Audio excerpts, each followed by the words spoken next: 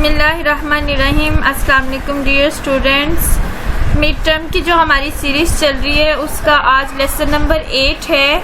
ये lesson number 7 अगर आपने सुना होगा ये टोटली उसी के साथ इंटरलिंक है।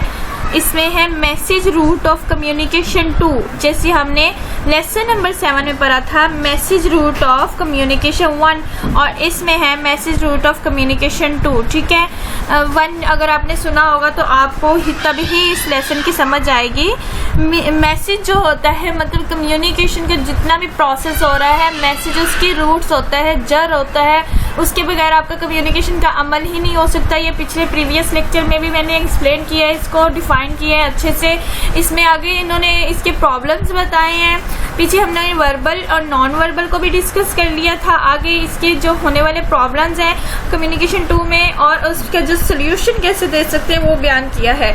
अब उन्होंने बताया, इसमें एक एग्जांपल लिया उन्होंने कश्मीर इशू की, कि कश्मीर के लोग हैं पाकिस्तान से अगर पूछा जाए यूनाइटेड नेशन है जहाँ पे जाके हम लोग अपने प्रॉब्लम सॉल्व करवाते हैं कि दुनिया में किसी का भी मसला हो, तो ये यूनाइटेड नेशन को उन्होंने मेंशन किया है इसमें, इसलिए मैंने थोड़ा सा इसे एक्सप्लेन कर दिया है अगर किसी को नहीं आइडिया तो। कश्मीर का जो इशू है जब पाकिस्तान ने इसे यूनाइटेड नेशन में उठाया कि हम इसका पीसफुल जो है सोल्यूशन चाहते हैं, तो यूनाइटेड नेशन ने भी इसके साथ एग्री किया कि बिल्कुल पीसफुल ही सोल्यूशन होना चाहिए इसका। दैट्स मीन कि ये इनका कम्युनिकेशन जो एक मैसेज था, पाकिस्तान का मैसेज था कि हम पीसफुल सोल्यूशन चाहते हैं, यूनाइटेड नेशन का रिस्पॉन्स एग्रीमेंट कि हाँ वो भी कि पीसफुल सोल्यूशन ही चाहते हैं। तो दैट्स मीन ये इनका जो कम्युनिकेशन है इसमें जो कॉन्फ्लिक्ट आ रहा है वो नहीं है। कॉन्फ्लिक्ट कौन पैदा करता है इसमें? इंडिया पैदा करता है कि वो पीसफुल सोल्यूशन नहीं देते, वो और मतलब कि वो इस तरफ आते ही नहीं है, वो इस सोल्यूशन की तरफ आते ही नहीं है। अब मीनिंग्स हैं, हर जगह पे मैसेज के जो मीनिंग्स होते हैं और तरीके से लिए जाते हैं। अगर मीनिंग्स में समझने वाला बंदा जो मैसेज दिया जा रहा है उसको गलत वे में ले लेगा, वो मीनिंग से नहीं समझेगा, तो ये मैसेज के जो होगा कम्युनिकेशन प्रोसेस में क्या हो जाएगा, बैरियर बन जाएगा। वो कम्युनिकेशन उस लेवल तक जा ही नहीं सकेगा जिस लेवल तक एक सेंडर देना चाह रहा है। इसमें टीवी न्यूज़पेपर वगैरह की एग्जाम्पल दी गई है। अगर जैसे कि मैं आपको अगर आपकी अच्छी अंडरस्टैंडिंग के लिए एग्जाम्पल दूँ खुद से, कि जैसे टीवी पे शोज लगते हैं क्रिमिनल के, क्राइम्स के जो शोज दिखाए जाते हैं, अब उन लोगों का कहना ये थे हम तो लोगों की इस्लाह कर रहे हैं कि लोग इससे क्राइम ना करें, क्राइम करने के बाद जो इसका एंड होगा वो बुरा होगा।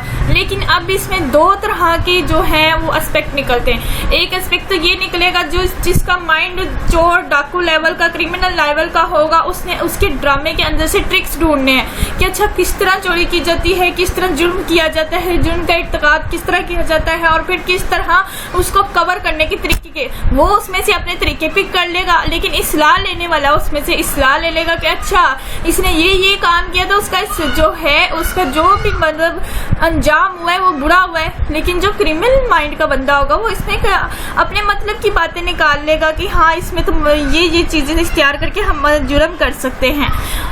ये इसमें कॉन्फ्लिक्ट आ जाता है आपकी मीनिंग्स में, क्योंकि वो तो आपकी इस्लाह के लिए दिखा रहे हैं मगर आप जो हो जो क्रिमिनल माइंड का बंदा है वो इसमें से कुछ और पिक कर रहा है। ठीक है, ये मीनिंग्स में जो उनका मैसेज कन्वे करने का मीनिंग है उसमें प्रॉब्लम आ जाएगी।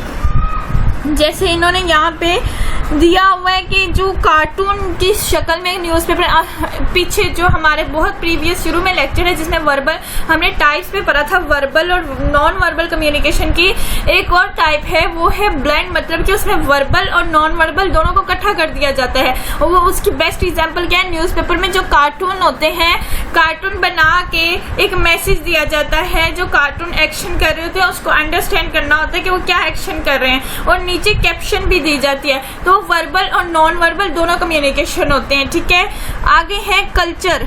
ये मैं शुरू से भी कॉन्फ्लिक्ट्स जो हमारा आ रहा है, कॉन्फ्लिक्ट्स यहाँ पे भी उन्होंने उसी कश्मीर वाली बात को कह रहे हैं कि हमने जो आपको शुरू में एग्जांपल दी थी कश्मीर वाली, वही कॉन्फ्लिक्ट्स जो हमें चलता आ रहा है। इंडिया कुछ और कहता है, पाकिस्तान कुछ और कहता है, बल्कि इंडिया तो सोल्यूशन चाहता ही नहीं, वो तो सिर्फ कब्जा चाहता है, वो सिर्फ ऑक्यूपाई करना चाहता है कि क्या करो उन्हें कई जगह इलेक्शन करवा लीजिए, तो वो इलेक्शन भी नहीं चाहते, वो पीसफुल सोल्यूशन भी नहीं चाहते, वो सिर्फ ऑक्यूपाई करना चाहते हैं कश्मीर को। तो वो कॉन्फ्लिक्ट आ जाता है जिसकी वजह से कश्मीर का मसला अभी तक हल नहीं हो सका, और यही कॉन्फ्लिक्ट हमारा शुरू से चलता आ रहा है। उसके बाद है कि नेगेटिव मैसेज प्रोपेगेंडा है, ये प्रोपेगेंडा के थ्रू ही सारी जंगें लड़ी जाती हैं। कोई ऐसा मैसेज फैला दिया जाता है जिससे लोगों के जहनों में नेगेटिविटी फैला दी जाती है, उसे प्रोपेगेंडा के तौर पे इस्तेमाल किया जाता है और बहुत जल्दी इसको वायरल कर दिया जाता है। किसी भी इस तरह ज़्यादातर पॉलिटिशियन पार्टीज में होता है कि मुखालफ पार्टी जो होती है, मुखालफ पार्टी के लीडर्स को बदनाम करने के लिए या उस पार्टी को बदनाम करने के लिए नेगेटिव प्रोपेगेंडा फैलाती है,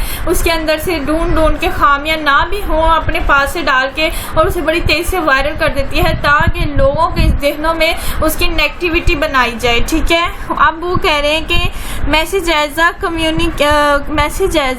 कमर्शियल प्रोडक्ट की मतलब जी जो प्रोडक्ट्स होती हैं उनको सेल करने के लिए भी जब आप एक मैसेज का इस्तेमाल करते हो तो उसमें क्या प्रॉब्लम्स क्रिएट होती हैं जो जिनका हमें सोल्यूशन चाहिए होता है। आगे उन्होंने हमें सोल्यूशन बताया है, इन सारी चीज़ों का क्या सोल्यूशन है। सबसे पहले उन्होंने बताया use of a standard language.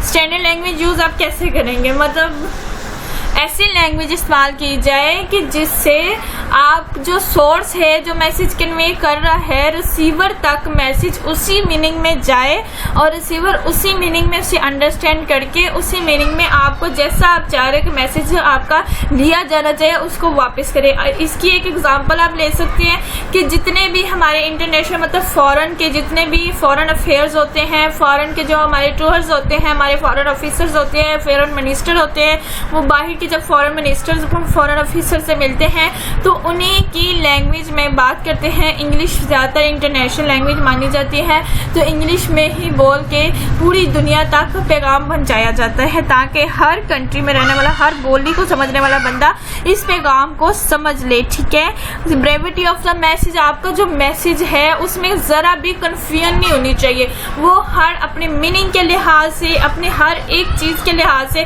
Clear होना चाहिए। आप कश्मीर पे बात करें, आप डट के बात करें कि हाँ हमें इसका इस तरह सोल्यूशन चाहिए, अगर इंडिया ऐसे सोल्यूशन चाहते तो हम इसका भी ऐसे ही सोल्यूशन करेंगे, हम इसका मुंह तोड़ जवाब देंगे। हमने मतलब कि अगर कश्मीर इंडिया ने धमकी लगाई है तो आपने डर के जवाब नहीं देना, आपने उसे ब्रेविटी के साथ जवाब देना है, आपने इसके बहादुरी के साथ जवाब देना। तो ये आपका जो ब्रेविटी ऑफ मैसेज हो जाएगा। फिर एथिक्स आ जाते हैं।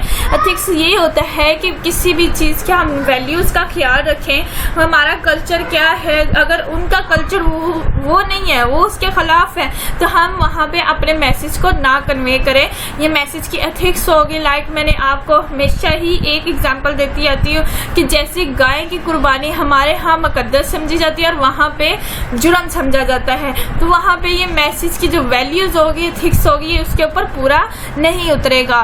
तो वो थी हमारे पास कम्युनिकेशन 1 की, जिसके अंदर वर्बल और नॉन वर्बल उन्होंने डिस्कस किया था और इसके अंदर उन्होंने प्रॉब्लम प्लस सोल्यूशन भी बता